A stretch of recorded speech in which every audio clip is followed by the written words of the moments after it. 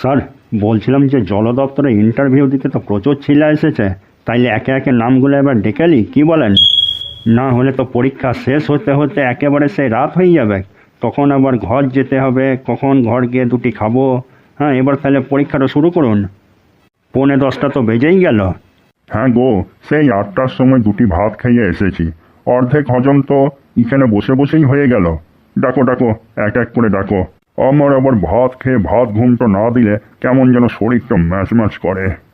প্রথম নামটা কম্পিউটারে কার আছে একবার দেখে বললে ভালো হতো, তাহলে আমি এখনই একবার হুলিয়ে ডেকে দিতাম সবকে। দাঁড়াও, একবার তাকিয়ে দেখি। 1 নম্বরে আছে ক্যাবলাকান্ত। ডাকো ডাকো, ক্যাবলাকান্তকে ডাকো। Serial number 10,10,881, ক্যাবলাকান্ত। ভেতরে আসতে পারি স্যার? হ্যাঁ গো চাঁদবদন, তোমার মুখটা একবার দেখি। এসো এসো, ভিতরে এসো, আর দেরি করো না। এই স্যার, চলে এসেছি। স্যার, বলছিলাম 10 মাইল দূর থেকে ইন্টারভিউ দিতে এসে 1 মাইল লম্বা লাইনে দাঁড়াই, আমার পা কোমর সব ব্যথাতে টনটন আছে। অল্প বসবো নাকি স্যার? হ্যাঁ বাপধন, তুমি আরাম করে বসো, তোমার জন্যই তো চেয়ারটা পাতা আছে। ছোঁড়াটা বড় পন্থ পাকা বটে, বসবে তো আবার কায়দা করে বেড়াচ্ছে, বসলেই হয়। ইসালা, চেয়ারটাই আরাম কতবে, একদম তুলোর মতো। বসলাম তো পেছনটা ঢুকে গেল ভিতর দিকে, মনে হচ্ছে এক্ষুনি নাক ডেকে এক ঘুম দিয়ে দিই। আচ্ছা বাপধন, তুমি কোন বছর উচ্চ মাধ্যমিক দিয়েছো? তোমার রেজাল্টটা একবার দেখাও। ই বাবা, ই ধরে ধরে কি ধরল রে? আমার তো সালা করোনার সময় উচ্চ মাধ্যমিক দেবার কথা ছিল, কিন্তু একটা পরীক্ষা দিয়ে আর পরীক্ষা দিতে ইচ্ছাই গেল নাই। তাতেও দেখি আমি 85%, 90% নম্বর নিয়ে সমস্ত সাবজেক্ট পাস করে গিয়েছি। তো এবারে স্যারকে কি করে বলি? মানে স্যার, আমি করোনার সময় উচ্চ মাধ্যমিক পাস করেছি, আমার সায়েন্স ছিল। আর তোর সায়েন্স? করোনার সময় পাস করেছো, তাহলে তো তোমার রেজাল্ট দেখে কোনো লাভ নাই। তোমরা তো দুটো পরীক্ষা, কেউ একটা পরীক্ষা, কেউ পরীক্ষা না দিয়েই 80%, 85%, 90%, 95% নম্বর পেয়ে বসে আছো। তাহলে আর রেজাল্ট দেখে কি করব? চলো সরাসরি প্রশ্নতেই চলে যাই। আচ্ছা বলো তো ক্যাবলাকান্ত, একটাও বাগানে 15টা বক ছিল, তো 15টা বকের কটা পা হবে? শালা, এত সোজা প্রশ্ন! ইটো তো শালা যার এখনো কথা বেরাই নাই সেও বলতে পারবে, আর ইটো আমাকে ধরছে। আমাকে মানে কাকে? একটা সায়েন্সের ছেলেকে? বাবারে, এত সোজা প্রশ্ন! আর আমি শালা 10 মাইল দূর থেকে লাইন দিয়ে কত কঠিন প্রশ্ন করবে এই ভয়ে প্যান্টে 2-1 ফোঁটা মুত পড়ে গেল। বলে দিই, এই সহজ উত্তরটা তাড়াতাড়ি বলে দিই। স্যার, এটা কোনো প্রশ্ন হলো? তার আবার আমার মতো ছেলেকে? আমাকে একবার দেখুন ভালো করে, চশমাটা পড়ুন, যদি ভালো করে দেখতে না পেয়েছেন তারপরে তো আমাকে প্রশ্নটা করুন। আমার মতন ছেলেকে এই প্রশ্নটা করা মানে মান সম্মানের একদম 12টা বাজাই দিয়া। আচ্ছা পন্থ পাকা ছিলা বটে বউ, প্রশ্নটা করেছে উত্তরটা দে, তার লয় যত উল্টা পাল্টা কথা। এত সোজা প্রশ্ন, ইয়ার উত্তর হবে স্যার 15টা বকের 30টা পা। না, তোমার উত্তর সম্পূর্ণ ভুল। কেন স্যার, ভুল কি করে হলো আমাকে বুঝাই দেন। 10টা বক দাঁড়াই ছিল, জেগেছিল, ওদের 10 দুগুণে 20টা, ঠিক আছে?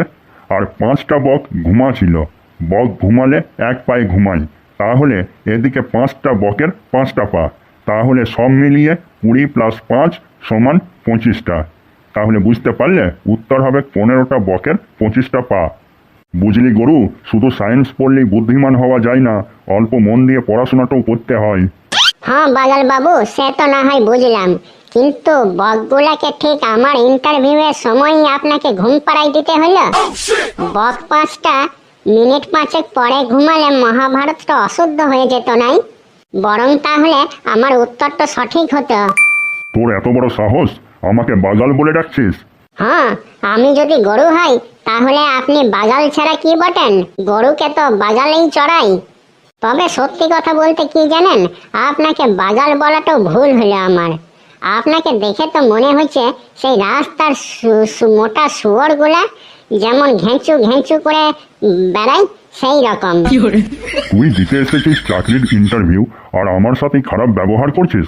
তুই কি জানিস আমি তোকে এক্ষুনি ফেল করিয়ে দিতে পারি? কি বললেন আপনি? আমাকে ফেল করে দেবেন? আর আপনার কি মনে হয় আমি আমার গার্লফ্রেন্ডের কোলে বসে দুধ খাবো নাকি? আপনি তো স্কুল যান আমাদের পাড়ার রাস্তা দিয়ে, বাছাধন বাঁশঝাড়ের আড়াল থেকে এমন একটা ঢেলা ছুড়বো নাই, মাথাটা মাটির কলসির মতন ফাটাইয়ে দেবো। ই বাবা, কি সাংঘাতিক ছিলা রে। দাঁড়া, আর যাই হোক তোকে আমি পাস করতে কিছুতেই দেবো নাই। আমাকে অপমান করা তোর বার করছি। অ্যাসিস্ট্যান্ট, বাইরে যারা আছে তাদেরকে একসাথেই ডেকে নাও। একজন একজন করে ইন্টারভিউ নিলে দেরি হবে, সবারই একসাথেই নিয়ে নেব। ঠিক আছে স্যার। এই, তোমরা বাইরে যারা যারা আছো সব ভেতরে চলে এসো, সবার একসাথে ইন্টারভিউ হবে। তুই বড় আরাম করে বসে আছিস রে। আর বলিস না, গদিটাতে বসে ঘুম আসছে। স্যার, আপনার মুখটা আজ কেমন লাগছে? আপনার কি ডায়রিয়া ফাইরিয়া হয়েছে নাকি? না, আমার ডায়রিয়া হয় নাই, কিন্তু আজ একজনের ডায়রিয়া হবে। না, আসলে আপনি তো এমনিতে খুব হাসি খুশি মানুষ, কিন্তু আজ আপনার মুখটা কেমন যেন লাগছে। মনে হচ্ছে আপনার পেছনে কেউ বিছুটি পাতা ঘুষে দিয়েছে নাকি? তাই আর কি জিজ্ঞাসা করছিলাম। হ্যাঁ রে, তুই তো আমার মনের কথাটা বলে দিলি, এখন আমি কি বলবো? আমি যখন বলেই দিলাম তখন আর কি করবি? তাহলে যা, স্যারের পিছনে হাত গুলা। স্যারের যদি বিছুটি পাতার চুলকানিটা খানিক কমে। আরে না, রাগ করছিস কেন? আমি তো মজা করছিলাম। হাই, তোরা নিজেদের মধ্যে কি এত গল্প করছিস? লে, আমি এবার তোদিকে প্রশ্ন করছি, বলতে পারলে পাস আর না পারলে ফেল। ঠিক আছে স্যার, প্রশ্ন করুন। ঘচু, তুই বল, তোর মুখে কটা জিভ আছে? বাবারে, এত কঠিন প্রশ্ন! দাঁড়ান স্যার, অল্প ভাবার সময় দিন, না হলে তো আবার ভুল হয়ে গেলে ফেল করে যাব। আমার মুখে মনে হচ্ছে মনে হচ্ছে না, একটাই জিভ আছে স্যার, একদম কনফার্ম। কেননা জীবন বিজ্ঞানে পড়েছিলাম মানুষের একটাই জিভ থাকে। বাবা, তোর মুখে আবার জিভ আছে নাকি? মুখটা তো কার্টুনের মতো দেখতে, এই মুখে আবার জিভও আছে? মুখটা আমার কার্টুনের মতো দেখতে হলে কি হবে? জিভ আছে এই বড়, চেটে দিলে বুঝবি মজা। ঘচু, তোর উত্তর একদম ঠিক। তোকে 50-এর মধ্যে 85 দিয়ে দিলাম, তুই পাস। যা, নাচতে নাচতে ঘর চলে যা। বাবারে, আমার এখন বিশ্বাসই হচ্ছে না, আমি এত কঠিন প্রশ্নের উত্তর দিয়ে দিয়েছি। আমার ব্রেনে যে এত বুদ্ধি আছে তা আমি আগে জানতামই নাই। কি করে যে উত্তরটা মাথায় চলে এলো, আর উত্তরটা ঠিকও হয়ে গেল। বাবা, thank you sir, thank you pass করানোর জন্য। যা, আর ন্যাকামো করতে হবে না, ঘর যা, ঘর গিয়ে ভালো করে পড় যা। এই, তোরা থাক বুঝলি, আমি ঘর চললাম। তোরা ভালো করে ইন্টারভিউটা দে। স্যার, আসছি। নেক্সট কেলটু। হ্যাঁ স্যার, আমাকেও ঘচুর মতন কঠিন কঠিন প্রশ্ন ধরুন। আমার তো চেয়ারটাতে বসে চোখ দুটা বন্ধ হয়ে আসছে। তোর প্রশ্ন বলতো, তোর শরীরে কটা ফুটো আছে? বাবারে, এত কঠিন প্রশ্ন! দাঁড়ান আগে গুনি। 2টো কানের ফুটো, 2টো নাকের ফুটো, একটা মুখের ফুটো, আর একটা এইখানের ফুটো, আর একটা ওইখানের ফুটো।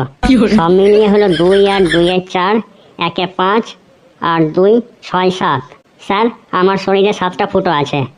যা, তুইও পাস। তোকেও 50-এর মধ্যে 85 দিয়ে দিলাম, যা। আজ সকালে কার মুখ দেখে উঠেছিলাম বে, পাস করে গেলাম ভাবতেই পারছি নাই। কোনোদিন এত জলদি পরীক্ষায় পাস করি নাই। এই শোন, আর ঢোলাতে হবে নাই, ওঠ। হ্যাঁ বল। শোন, আমি তো পাস করে গেলাম। আমি ঘনাদার দোকানে তোর জন্য অপেক্ষা করছি। তুই তাড়াতাড়ি পাস করার সুখবর নিয়ে আয়। আজ 2 ভাই মিলে পাস করার আনন্দে 5 টাকার পকোড়ি কিনে খেতে খেতে ঘর যাব, বুঝলি? জলদি আয়। হ্যাঁ, তুই ঘনাদার দোকানে গিয়ে দাঁড়া, আমি এক্ষুনি পাসটা করেই তোর কাছে গেছি। আচ্ছা স্যার, যা সব কঠিন কঠিন প্রশ্নগুলো ধরছে, মনে হচ্ছে আমার পাস করতে ইচ্ছা না হলেও জবরদস্তি আজ পাস করতেই হবে আমাকে। এই যে, এবার আমি তোকে পাস করাচ্ছি ভালো করে। আমাকে অপমান করা? আমি বাগাল? আমি শুয়োরের মতো দেখতে? আমার ঢেলাই মাথাটা ফাটাই দিবে। এইবার দেখা আছি তোকে মজা। স্যার, আমাকেও ওই দুজনের মতোই কঠিন প্রশ্ন ধরবেন। তুই প্রথম একটা প্রশ্নের উত্তর ভুল দিয়েছিস, তোকে আরেকটা চান্স দিচ্ছি। বলতো, রাতের পরিষ্কার আকাশে কতগুলো তারা দেখা যায়? ইশালা, মাস্টার তো দেখছি সত্যি সত্যি কঠিন প্রশ্ন ধরে দিল। মনে হচ্ছে আমার সাথে বদলা নিচ্ছে, কিন্তু আমিও হার মানব নাই। আমাকে দেখছি বুদ্ধি খাটাতেই হবে। আইডিয়া। স্যার, রাতের পরিষ্কার আকাশে তারার সংখ্যা হচ্ছে 10 কোটি 10 লক্ষ 10,000 10টা। কি করে বুঝলি? স্যার, পরীক্ষার প্রিপারেশনের জন্য কাল সারা রাত ধরে আমি তারা গুনেছি। বিশ্বাস না হয় তো আজ আপনি গুনে দেখুন। কি ধুরন্ধর ছিলা বটে বে। বেটা চোরের উপর বাটপারি কাকে বলে এবার তুই বুঝবি। তোর উত্তরটা সম্পূর্ণ ভুল, তুই ফেল করেছিস। কেন স্যার আমি ফেল করলাম কেন? আপনার যদি বিশ্বাস না হয় আপনি গুনে দেখুন। আমি গুনে দেখেছি বলেই তো বলছি। আমি গুনে দেখেছি, মোট তারার সংখ্যা হচ্ছে 10,10,10,11,11টা। তুই শুধু একটা তারার জন্য ফেল করে গেলি। আমাকে আর বাগাল বলবি, মোটা শুয়োর বলবি, আমার মাথাটা মাটির কলসির মতন ঢেলাই ফুটাই দিবি আর? ও, তার মানে আপনি আমার সাথে প্রতিশোধ নিলেন তাই তো? আর ওরা যে আপনাকে বলল ডায়রিয়া রোগীর মতো মুক্ত, আপনাকে দেখে মনে হচ্ছে আপনার পিছনে কেউ বিচুটি পাতা ঘুষে দিয়েছে, তাও আপনি পাস করাই দিলেন। আর আমার বেলাতেই যত সব, আপনি কি এটা আমার সাথে ঠিক করলেন? উহাদেরকে পাস করাই দিলেন আর আমাকে ফেল করাই দিলেন। ঠিক আছে, আমিও ক্যাবলাকান্ত বটি, পাস করাতে হবে নাই আপনাকে। আমি তো আপনার বেটিকে তো চিনি, সারাদিন তো ওই ডোবার ধারে জাঙ্গিয়া পড়ে রিলস বানাই। একবার তো পল্টুদার সঙ্গে বাঁশ জোরে ইচিং মিচিং খেলতে গিয়ে ধরা পড়েছিল। বুঝতেই পারছেন কি হবে, আমি কেমন বদমাইশ ছিলা বটি জানেনই তো। আরে পাগলা, আমি তো কালকেই এই স্কুল এই শহর ছেড়ে অন্য শহরে চলে যাচ্ছি, তুই আমার টিকিটিও পাবি নাই। এটা আপনি একদম ঠিক করলেন নাই। আপনি যেখানেই যান আমি আপনাকে ছাড়বো নাই বলে দিছি। ইসালা, আমার তো আবার কোথাও বদলি হয় নাই, আমাকে আবার কিছু করবে নাই তো? যা ধুরন্ধর ছিলা। তো বন্ধুরা, তোমরা এই ভিডিওটা থেকে কি বুঝলে? যে পুলিশে ছুলে 18 ঘা আর মাস্টারে ছুলে পাশের আশা আর না। বন্ধুরা, তোমাদের যদি এই ভিডিওটা দেখে একটু হাসি পেয়ে থাকে তাহলে এক্ষুনি ভিডিওটা লাইক ও শেয়ার করে চ্যানেলটাকে সাবস্ক্রাইব করে দাও। আর কমেন্ট করে জানিও ভিডিওটা তোমাদের কেমন লাগলো। তোমাদের জন্য ভিডিও তৈরি করি, তাই তোমরা সাবস্ক্রাইব না করলে আমাদের কি আর ভিডিও করার ইচ্ছা থাকবে? তাই তাড়াতাড়ি সাবস্ক্রাইব করে দাও। আর সব শেষে একটা কথা না বললে খুবই ভুল হবে। মাস্টারমশাইরা হচ্ছে আমাদের গুরুজন, তাদের কথা শুনে চলা আমাদের কর্তব্য। তবেই তো আমরা জীবনে বড় হয়ে উন্নতি করতে পারবো, ঠিক কি না? সমাজ নতুন করে গড়ে উঠবে, তবেই তো। তাই সবাই শিক্ষা গুরুদের কথা শুনে চলো এবং শিক্ষা গুরুদেরকে যথার্থ সম্মান করো, ঠিক আছে? টাটা।